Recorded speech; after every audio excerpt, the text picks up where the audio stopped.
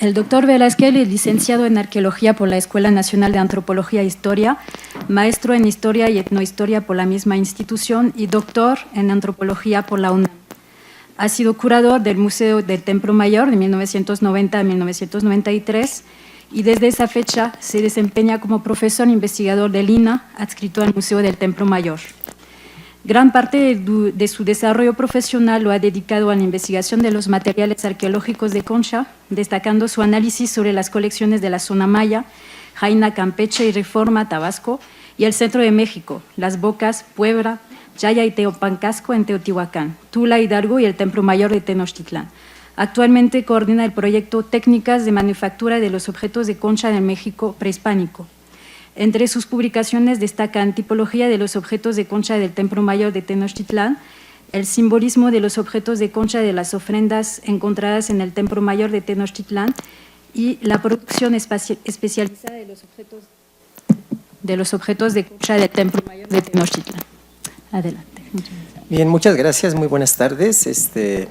Han sido unas conferencias interesantísimas, aún para los que no somos litiqueros, las conferencias pasadas de Obsidiana que acabamos de ver. Ahora vamos a cambiar de material a un material que hasta hace relativamente poco tiempo no había tenido la fortuna de ser tan estudiado como por ejemplo es el caso de la obsidiana, ¿no? Que son las conchas de moluscos. Bueno, el papel de los moluscos en las sociedades mesoamericanas. Bueno, se les considera en general bienes de prestigio, o sea, en general vamos a considerar que son marcadores de estatus. Sí, su uso se va a datar del formativo, sobre todo el formativo tardío, en donde lugares como Chiapa de Corzo, una colección que pudimos estudiar con Lynette Lowe, ya empiezan a aparecer en los entierros de los dignatarios, ¿no? Materiales muy importantes de concha. Vamos a ver que va a haber un intercambio muy intenso en casi toda Mesoamérica, o más bien en toda Mesoamérica, y se van a desarrollar técnicas muy particulares de trabajo que van a perdurar a lo largo del tiempo, ¿no? Algunas de las especies que se van a usar son de difícil obtención, o sea, tienen que bucearse. Particularmente vamos a hablar del Spondylus princeps o, como ahora le llaman los taxónomos, Spondylus crassisquama, ¿no? Que ya cambió de nombre, que es una concha del Pacífico, la almeja roja y espinosa que fue apreciadísima desde el periodo formativo especialmente hasta el Jurásico tardío, ¿no? Sí, los materiales en general se van a encontrar en lugares distantes y estamos pensando en sociedades de tierra adentro, ¿no? Imagínense lo que era trasladar conchas de las costas a Teotihuacán, al Templo Mayor, por ejemplo, a Casas Grandes, por ejemplo, ¿no? Que también hay una gran cantidad de conchas. Esto no es Mesoamérica, pero de cualquier manera es una sociedad del México antiguo, ¿no? Sí, y la manufactura de los objetos de concha puede implicar muchísimo tiempo de trabajo, ¿sí? Y en algunos casos muchísima habilidad y mucha destreza, por supuesto. ¿Sí? Y por supuesto son materiales a los que se les van a atribuir significados religiosos muy importantes, van a tener un simbolismo muy importante en Mesoamérica. Bueno, las conchas de moluscos, las marinas, por ejemplo, ¿sí? van a tener básicamente dos distribuciones para los casos que nos interesan, ¿no? Vamos a tener aquellas conchas que se van a distribuir en la provincia panámica, ¿sí? Que abarca el Mar de Cortés y va a llegar hasta el norte de Perú, hasta Tumbes. Es una larga franja costera en donde van a vivir una cierta cantidad de especies. Y lo mismo para la provincia caribeña, de la cual solamente ahí tenemos una parte, porque esta va a abarcar el Golfo de México, la Florida, las Antillas menores y mayores, y se va a distribuir a lo largo del litoral atlántico hasta el norte de Brasil. También es una extensión muy larga donde se van a distribuir las especies. Sí, el problema que tenemos aquí, hablando en el tema particular del que estamos hablando, es que es la enorme distribución que van a tener las especies en estas dos franjas costeras. Entonces, una correcta identificación de una especie, por ejemplo, nos va a ayudar a saber si una especie procede del Pacífico o procede del Atlántico. Pero muy difícilmente vamos a saber exactamente de qué parte de la costa están llegando, ¿sí? Para eso vamos a necesitar otro tipo de fuentes de información, ¿no? Pero la mera identificación biológica normalmente no nos va a decir eso. En el caso de la península de Yucatán, ¿sí? Hay un estudio que hicieron un matrimonio, los Vaux y Vaux, ¿sí? Que hicieron muy interesante, en donde ellos lo que hicieron fue una serie de estaciones de colecta a lo largo de toda la costa de la península de Yucatán. ¿Sí? Evidentemente ellos muestrearon en diferentes zonas, en zonas por ejemplo de manglar, en zonas de playas arenosas, en zonas de playas rocosas, en zonas de arrecife de coral, ¿sí? ¿sí? Y ellos pudieron determinar cuáles son las especies que abundan en determinadas partes, ¿no? O que abundan, o sea, que están presentes, que tienen una cierta abundancia o que tienen una gran abundancia, digamos, ¿no? Que son básicamente o que están ausentes, que son los criterios que ellos utilizan para establecer estas 7 zonas en las que van a dividir la península de Yucatán y el atolón que está hasta el norte, ¿no? ¿Sí? Y a partir de este trabajo, ¿sí?, Andrews Willis IV, ¿sí?, va a establecer un modelo, o más bien 2 modelos de intercambio para la zona maya en los años 60, ¿no? ¿Sí? Él va a decir que en las tierras bajas del sur, en sitios como Tikal, ¿sí?, por ejemplo, ahí están marcados, ¿sí?, vamos a encontrar la presencia de conchas tanto del Pacífico como del Atlántico, ¿sí? Y del Atlántico puede ser que vengan de la costa del Golfo del México o del Mar Caribe, ¿no? Mientras que para las tierras bajas del norte, él no considera que esto esté ocurriendo, ¿sí? Él considera que realmente ahí básicamente lo que se está haciendo es aprovisionarse de la costa más cercana. Y en algunas ocasiones, que no son muchas, ¿sí?, van a existir estas aprovisionamientos o van a existir ciertas especies que son de zonas más distantes, ¿no? Ustedes pueden ver ahí en las líneas que se están marcando, ¿no? Sí, en ciertos sitios, él, por ejemplo, en este sitio, en esta obra, él va a resumir información de 15,000 especímenes arqueológicos de 192 especies de 18 sitios. ¿Sí? Él particularmente va a realizar la excavación de un conchero en Cancún, ¿sí? ¿Sí? Y posteriormente va a comparar estos resultados con los de otros sitios, ¿sí? Uno de ellos es Civilchaltún, que tiene una ocupación temporal pues muy extensa, ¿no?, desde el formativo hasta el posclásico. Sí, y una cosa que es interesante, gracias, bueno, y una cosa que es interesante es que la cita que ustedes pueden ver ahí, en el que él va a opinar que las conchas, en el caso de las tierras bajas del norte, claramente no fueron objetos codiciados de intercambio, probablemente por su abundancia en las playas cercanas. Sí, y esto es muy importante porque este modelo sí ha marcado mucho los trabajos que hasta la fecha se siguen desarrollando sobre el intercambio de conchas para la península de Yucatán. Sí, los trabajos que, por ejemplo, va a hacer Rafael Cobos, en general no van a reconocer que de ninguna manera haya la presencia de conchas del Pacífico en los sitios yucatecos. ¿Sí? ¿Sí? Esto es importante. ¿Sí? Y en general siempre las discusiones van a ser qué franja costera, generalmente la más cercana, es la que se está explotando para determinados sitios en determinadas temporalidades, ¿sí? Ya más recientemente, bueno, las rutas de intercambio ya han dejado de ser esas líneas rectas que veíamos anteriormente, que por supuesto esas no puede ser que existan. Esto ya es un mapa que tomé de un trabajo de Demarest sobre Cancún, por supuesto, ¿sí?, donde él está resaltando la importancia de Cancún como un centro que está en una posición estratégicamente en las rutas de intercambio, que ahorita ya se conocen mucho mejor gracias a materiales como la obsidiana, gracias a información epigráfica, por supuesto.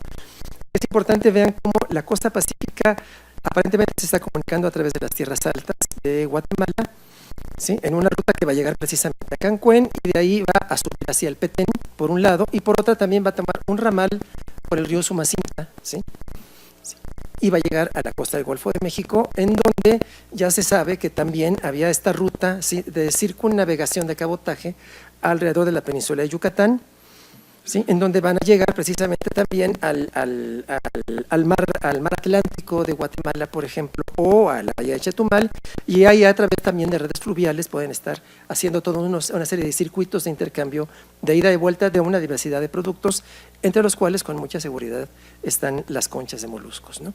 Sí, y muchos otros recursos, por supuesto. Y también se sabe que existían rutas terrestres, pero estas aparentemente son mucho más inciertas, ¿no?, que estas otras rutas que fundamentalmente son fluviales y marítimas, ¿no? Sí, y regresando al tema de la presencia de conchas pacíficas en Yucatán, bueno, nosotros hemos tenido la fortuna, me refiero como proyecto, de realizar varios viajes a la península de Yucatán. Hemos podido recientemente ver muchísimas colecciones que están en el centro de INAH Yucatán, que en colaboración con los arqueólogos que están ahí, y aparte, bueno, hemos visitado, por supuesto, los museos, ¿no? y desde que visitábamos el anterior Museo Cantón, antes de que lo desmantelaran para hacer el nuevo Museo del Mundo Maya, ¿no?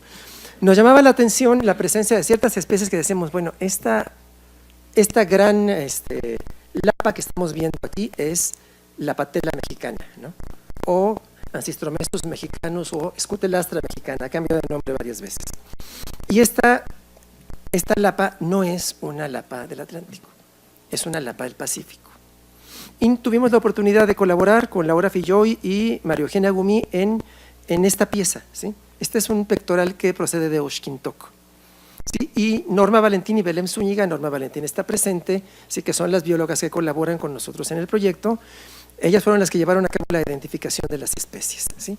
Y este pectoral, que es de Oxquintoc, está hecho mayoritariamente de Spondylus princeps o Crassisquama, ¿sí? No es el Spondylus americanus ni es el Spondylus ictericus o tenus, como le están diciendo ya ahora, ¿no?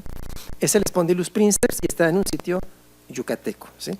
Es una pieza del clásico terminal. Si ustedes ven el tocado es de este gran caracol, el Strombus gigas, ¿sí? No es del Strombus costatus, que sería la especie más cercana, ¿no? Sino que es la que procede de, su área de mayor abundancia es la costa de Quintana Roo, ¿no? Los ojos, que son de concha nacarada, son de Pinctada mazatlánica, que es otra especie del Pacífico, ¿sí? Y los centros de los ojos son de obsidiana. Entonces ustedes pueden ver que esta pieza, al menos, a lo mejor es un caso anómalo, pero en esta pieza sí estamos viendo especies que normalmente el modelo de aprovisionamiento de conchas, que tiene más aceptación para las tierras bajas del norte, realmente no está funcionando, ¿no?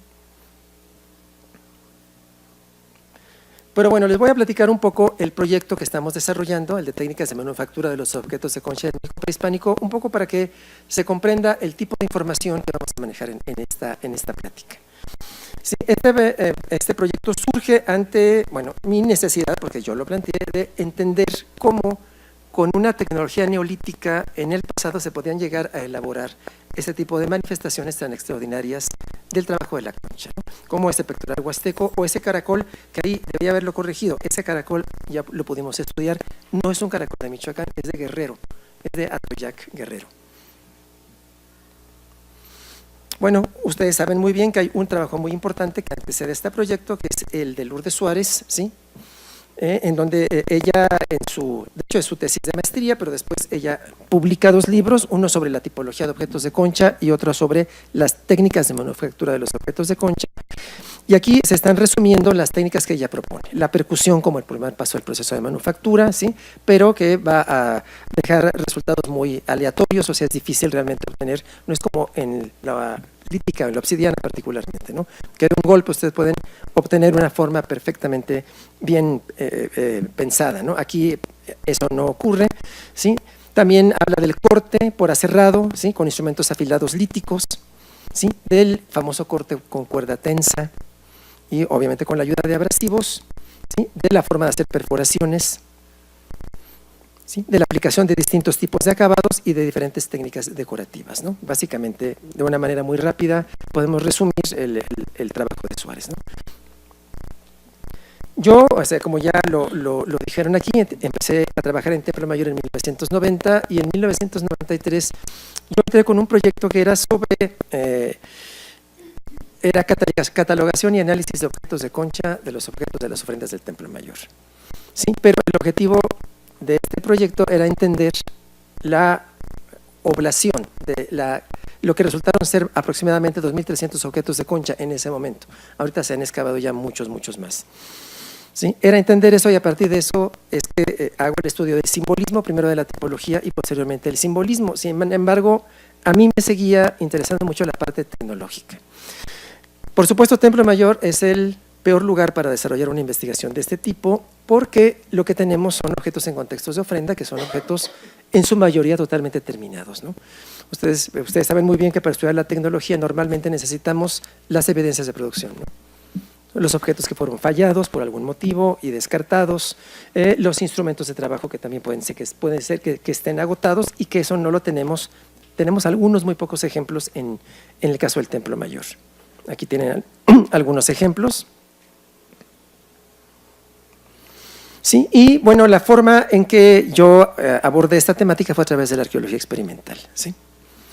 Lo que llevamos haciendo ya desde el año de 1997, que inicia este proyecto, ¿sí? Es precisamente hacer todas las diferentes modificaciones que se hacían a los objetos de concha con aquellos instrumentos que podemos suponer que se empleaban. Precisamente lo que queríamos saber era eso, ¿no? ¿Qué instrumentos específicamente se estaban usando para elaborar las distintas transformaciones a la concha? Sí, y aquí realmente para poder decir o para poder plantear con una mayor certeza cuáles técnicas y cuáles instrumentos se estaban usando, lo que hicimos fue empezar a observar las huellas de manufactura. ¿Sí?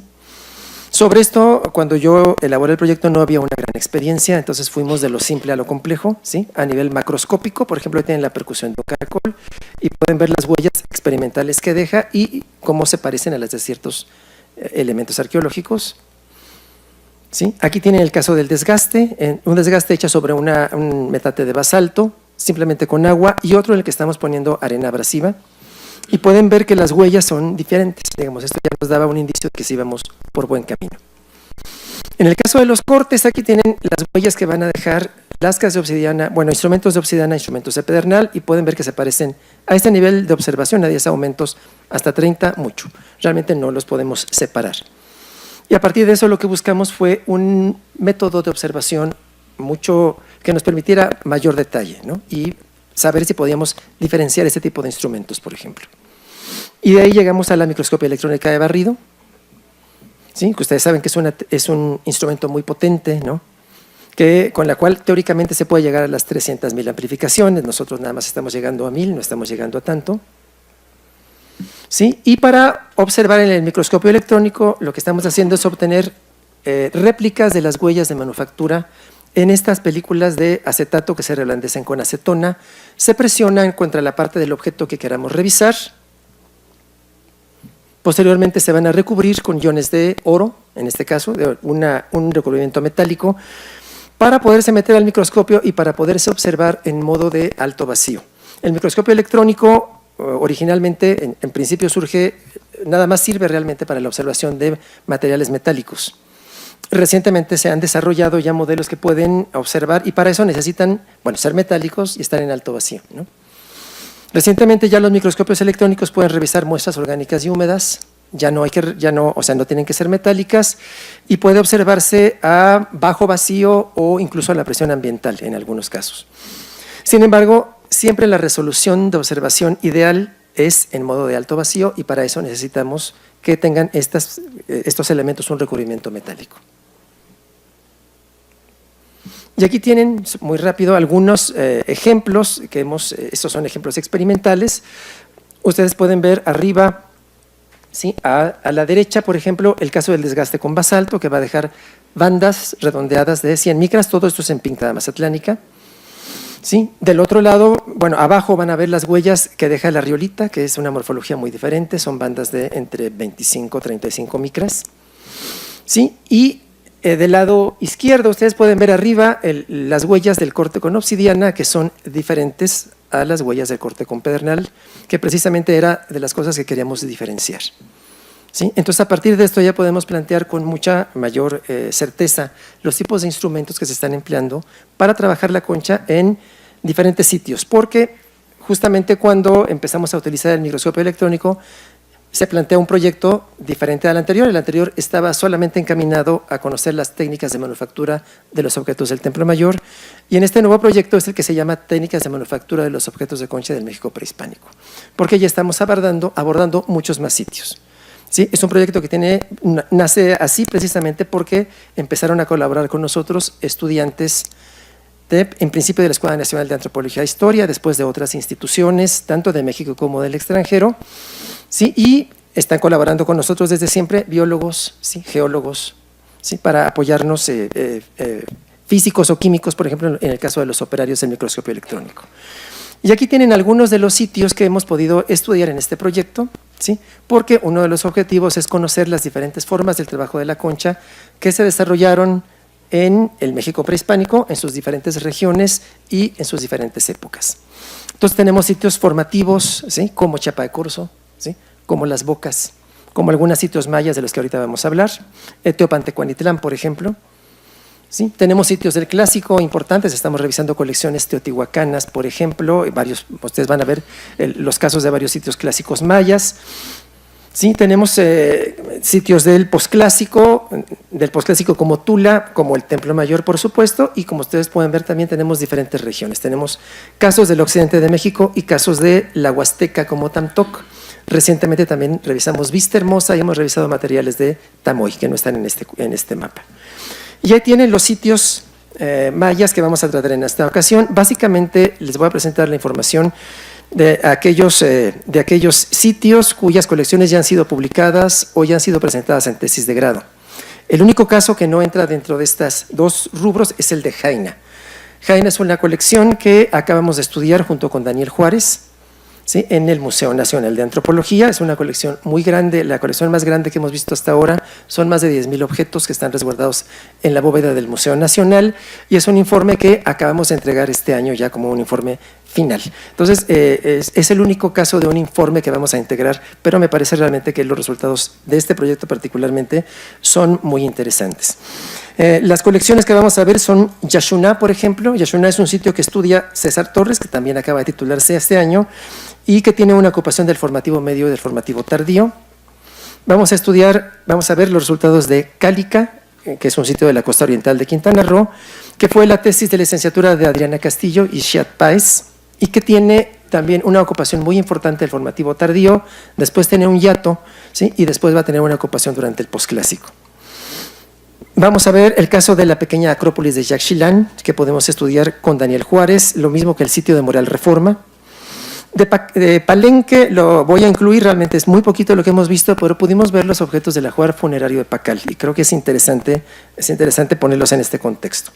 De Jaina, como les comentaba, tenemos una colección grande que viene fundamentalmente de los entierros que fueron excavados en diferentes temporadas, ¿no? Tenemos los materiales que excavó Carmen Cook de Leonard, Román Piñechán y lo que excavaron antropología física en los 70s. Xuencal fue un sitio que estudió Alejandra Alonso, ¿sí?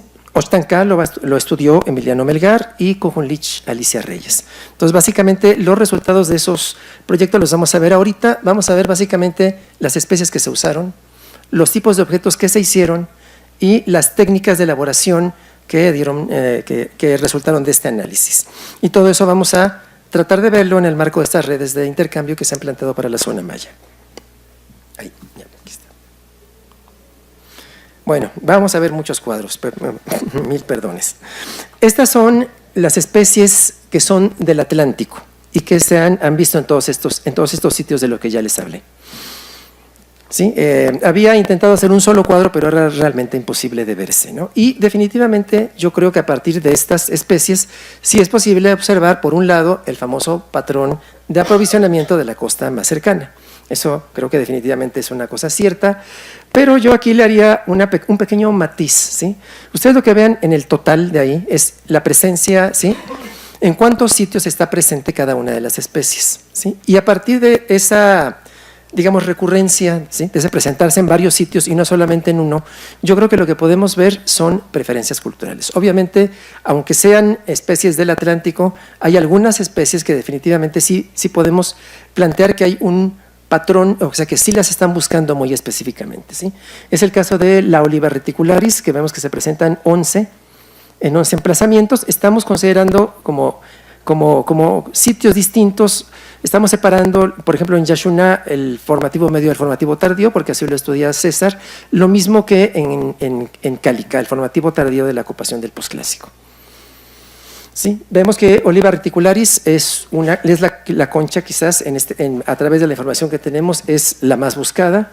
Lo mismo que Pleuroploca gigante, que se presenta en 10 sitios, Oliva sayana en 8, Strombus costatus en 8, lo mismo que Strombus gigas, que aparece en 8.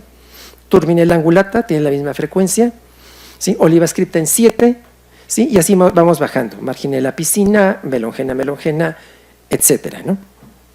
Y lo que es muy importante mencionarles es que estas mismas especies que estamos viendo aquí, que son recurrentes y que son atlánticas, las vamos a encontrar en muchos otros sitios mesoamericanos, no nada más en los sitios mayas. Así vamos viendo cómo van bajando la frecuencia hasta que vamos a llegar a los sitios que van a tener 2 y sitios que van a tener 1 solo. En total se lograron cuantificar 54 especies de gasterópodos caribeños. ¿Sí? Sí, y sí vemos que efectivamente en algunos casos, y sobre todo hay sitios, por ejemplo, que seguramente por su cercanía al mar van a tener una mayor diversidad de especies, ¿no? Sí, pero vamos a ver, como les mencionaba, especies en donde sí se nota que hay una selectividad, ¿no? Sí las están buscando muy específicamente. Como verán, la lista es bastante grande, ¿no? Y ahora vamos a pasar a los bivalvos. Se identificaron 44 especies de bivalvos que también son del Atlántico, son caribeños. Sí, aquí vamos a tener las espóndilos, por supuesto, van a tener la mayor frecuencia, con 7 espóndilos americanos y espóndilos ictericus. Posteriormente va a seguir pintada imbricata. ¿Sí? Y ya después vamos a tener nada más, lo más alto que tenemos es 3, con anadra transversa, con cama macerófila. ¿Sí? Y lo que es muy notable, si ustedes se fijan aquí, es que en sitios como Yaxchilán y Moral Reforma, a Palenque no lo consideramos porque son muy pocas piezas las que vimos, en estos 2 sitios no vamos a tener ningún bivalvo del Atlántico, que es un dato interesante.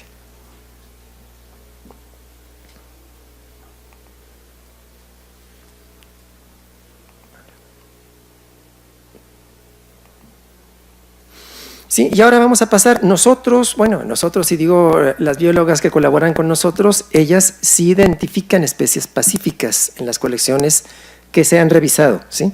Que como ustedes vieron son de diferentes regiones mayas, pero ustedes pueden ver sitios que son de las tierras bajas del norte y en donde sí van a aparecer especies del Pacífico.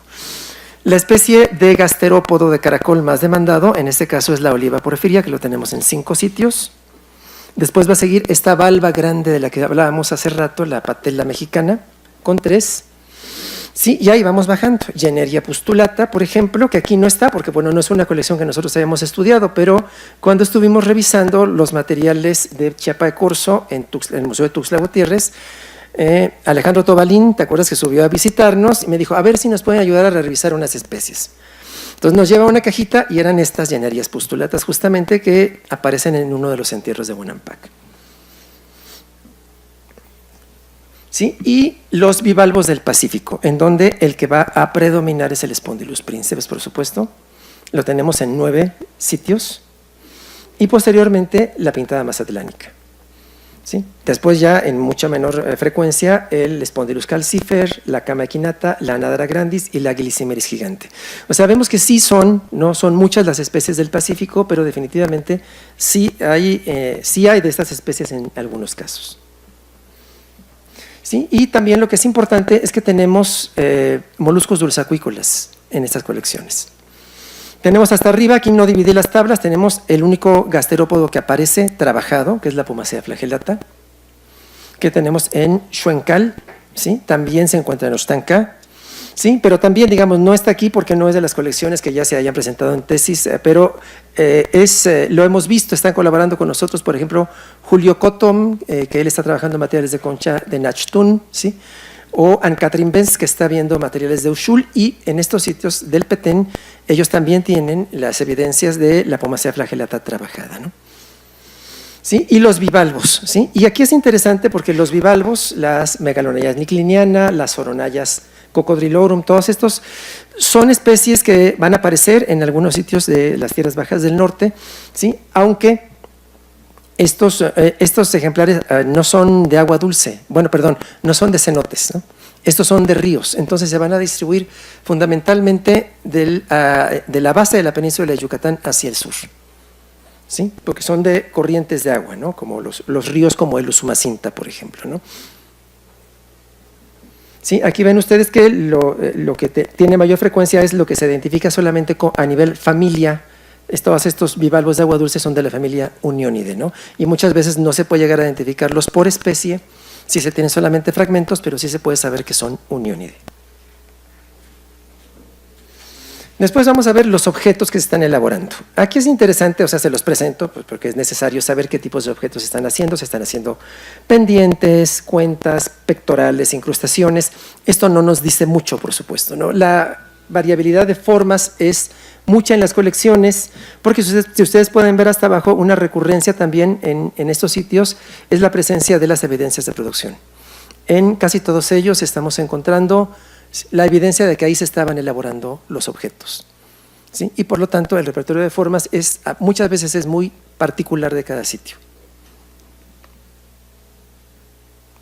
Sin embargo, en algunos casos sí estamos encontrando algunas cosas que pueden ser un poco sugerentes. Vean estos ejemplos de anillos, ¿sí?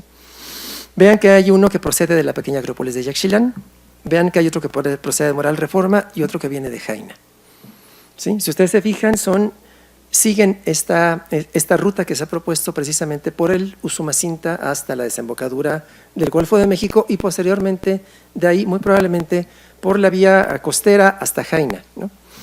Y aquí no estoy implicando necesariamente que este sea un objeto elaborado en alguno de los sitios, pero una de las cosas que estamos viendo son estas comunicaciones, ¿no?, entre los sitios. Entonces estos objetos no son, como les diré, no aparecen en todos los sitios, ¿no? Y es interesante la aparición en estos tres que los estoy mencionando.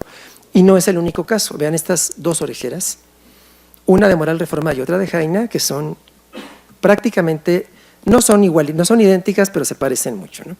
Por ejemplo, al caso de Jaina le falta el remate como de plumas que tiene la de Moral Reforma, pero si ustedes ven ese diseño almenado que tiene es idéntico en los dos casos, ¿no? También vean las orejeras, ¿sí? Tenemos el caso de Jaina y el caso de Yaxchilán.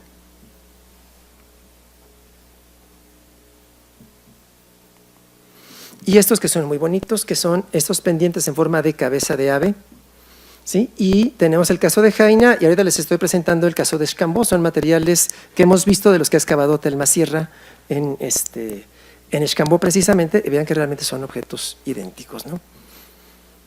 ¿Sí? O sea que aquí podríamos plantear que estos elementos siguen esta vía costera de la que estábamos hablando, de Jaina ahora hacia el norte de la península de Yucatán, ¿no?, hacia Xcambó.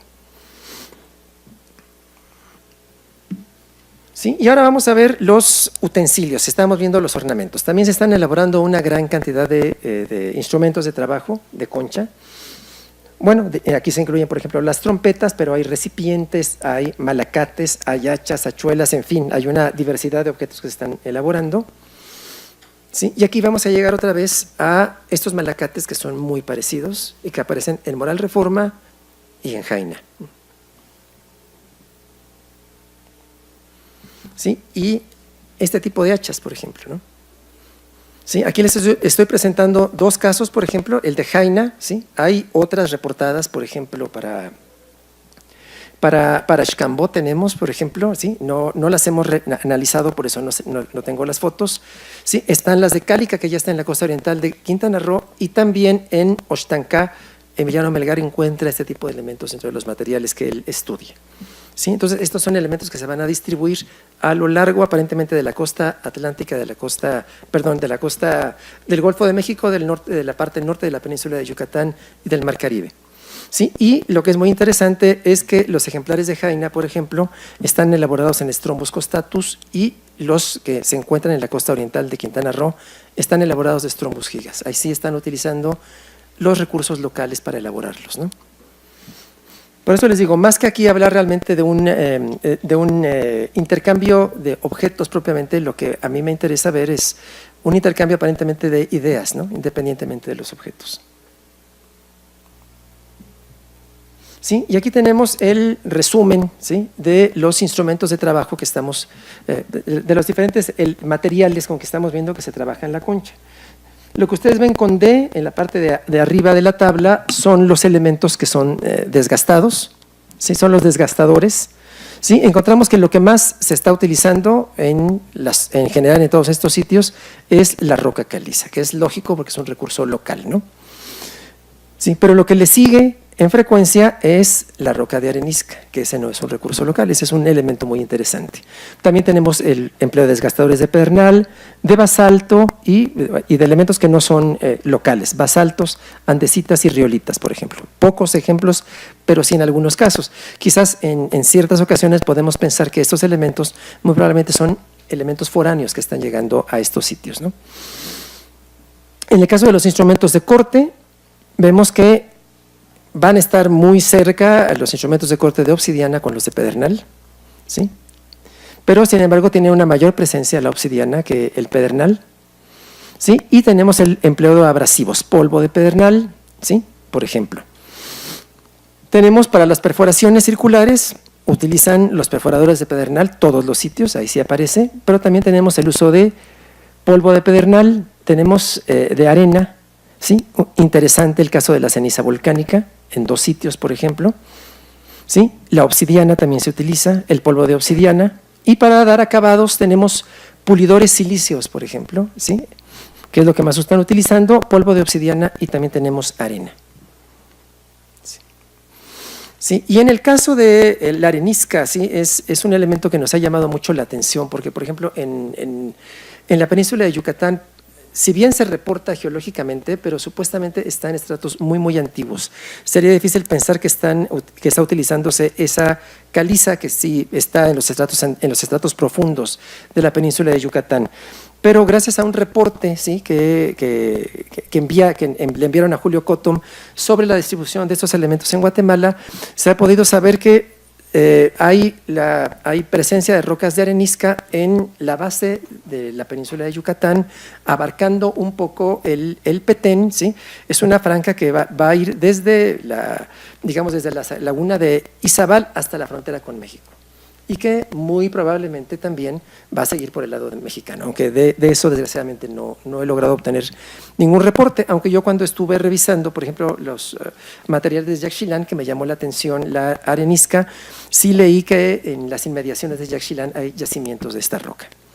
¿Sí? Es interesante porque finalmente también estamos viendo que es muy probablemente un recurso que se está comerciando también, ¿no? Y muy probablemente venga de esta zona de acá, ¿sí? Y entra a todos los circuitos comerciales que estábamos viendo anteriormente.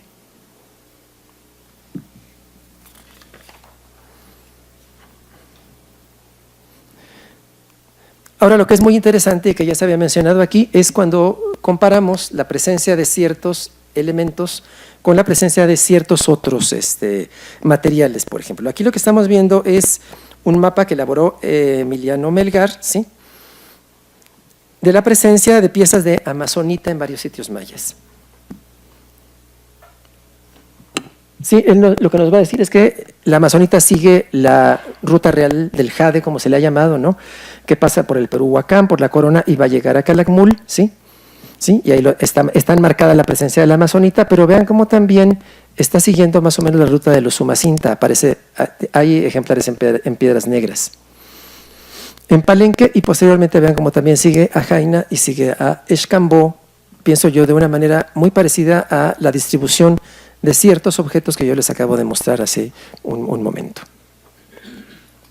Y bueno, lo único que me resta, aparte de agradecerles su atención, es agradecer a los integrantes del proyecto Técnicas de Manufactura de los Objetos de Concha del México Prehispánico y a todos los investigadores que se han interesado en el estudio de estos materiales y gracias a los cuales pues ahorita les hemos podido presentar un panorama general. Muchas gracias.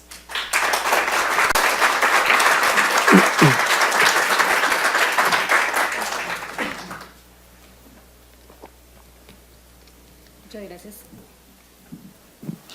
Agradecemos al doctor Velázquez. ¿Tienen preguntas? Yo tengo una duda. Ya ves que hay espóndilos en las dos costas. Entonces, ¿cuál es la diferencia? ¿Cuál era el aprecio especial que tenía el Spondylus princeps que lo diferencia de Spondylus americanos y otros, ¿no? ¿Por qué era especial? Mira, aparentemente, bueno, no aparentemente, definitivamente el color, ¿sí? El color del Spondylus del Pacífico en las dos especies, tanto en el Crassisquama princeps como en el Calcífero limbatus, ¿sí? El princeps es el que tiene los colores, es el que llega a los colores rojos más intensos, ¿sí? rojos y naranjas más intensos. El Americanus también puede ser un espondylus muy bonito y vemos que sí lo están usando, sí, pero las tonalidades van a ser más bien hacia el amarillo, hacia el rosa, van a ser otras. Y el Spondylus calcifer es morado muy bonito también y muy particular. Entonces yo me imagino, bueno, ustedes saben que las sociedades mesoamericanas, perdón, eran sociedades en donde el color era un elemento muy importante, ¿no? Sí. Era exactamente, iba por el lado del simbolismo y era inclusive una forma de clasificar. En el caso, por ejemplo, de los nahuas y muy probablemente entre los mayas también, las conchas, ¿no? Las conchas de Tapachtli, por ejemplo, van a ser conchas que van a compartir una cierta gama de tonalidades, ¿no? Que van a ir desde el rojo, o sea, el Tapachtli seguramente más apreciado era el Spondylus princeps. Pero si no había Spondylus princeps, podían utilizar Camequinata o podían utilizar Liropecten subnodosus o podían utilizar varias conchas que compartían una gama de colores. ¿Sí? Pero realmente el Strombus gigas no es importante. ¿El qué? Gigas. ¿El Strombus gigas? Realmente no hay. Bueno, sí hemos encontrado que se usa el Strombus gigas y seguramente el color también era muy importante, ¿no? Porque el Strombus gigas, a diferencia del Costatus, se parecen mucho, son caracoles grandes, ¿sí? Pero el Strombus costatus en general va a tener un color como beige, y el Strombus gigas es el que va a tener ese interior color de rosa muy intenso, ¿no? Sí, entonces muy probablemente el mayor aprecio que pueden haber tenido por el gigas seguramente era por el color. Sí. En el Caribe las profundidades son muy diferentes al Pacífico, más o menos como en cuanto se localizan esas especies. Todas las especies son someras, o sea, si los humanos no fuéramos tan depredadores se podrían encontrar muy cerca de la orilla, ¿sí? Realmente el hecho de que se tengan que bucear a profundidad normalmente es porque los hombres las vamos depredando y entonces solamente van quedando los ejemplares que viven a cada vez mayor profundidad, que es donde cada vez es más difícil obtenerlos. Pero no son especies, en principio esa no es una dificultad, ¿no? Ahora, por supuesto, lo que estamos viendo, vimos el caso maya, ¿no? Es que en toda Mesoamérica había un interés por muchas de las especies que vimos ahorita, ¿no? Entonces, imagínense ustedes, si nos podemos imaginar que debe haber habido una captura bastante intensiva de algunas de las especies como el Spondylus princeps. Y eso sí hacía que tuvieran seguramente que bucearse a cada vez mayor profundidad, a unos 15 metros, por ejemplo, ¿no? ¿Sí? Ya sabemos todos que se utilizaba como instrumento de viento, pero también, por ejemplo, el oliva se podía utilizar como instrumento de percusión. Claro, por supuesto, era una de sus funciones muy, muy importantes, el sonar, ¿no? Para el caso de los mexicas particularmente, las menciones en las fuentes documentales son claras, ¿sí? Y lo traían en la parte de abajo. Exactamente, hacían faldas, por ejemplo, ¿no? La citlalicue es la falda que está rematada por los pendientes de caracol y con ella se vestía una de las diosas en una de las festividades, ahorita no me acuerdo ya cuál, y Sagún, los informantes de Sagún dicen que los caracoles se entrechocaban conforme la diosa se movía y caminaba, ¿no? Y producían sonido. ¿Y se utilizó alguna concha como instrumento de cambio? Sí, claro, las conchas, hay menciones, tanto Landa como Sagún, por ejemplo, mencionan el uso de conchas rojas, cuentas de conchas rojas como instrumento, como medio de cambio. Sí. ¿Hay otras preguntas? No. Bueno, agradecemos al doctor Velázquez. Muchas gracias. Muchas gracias.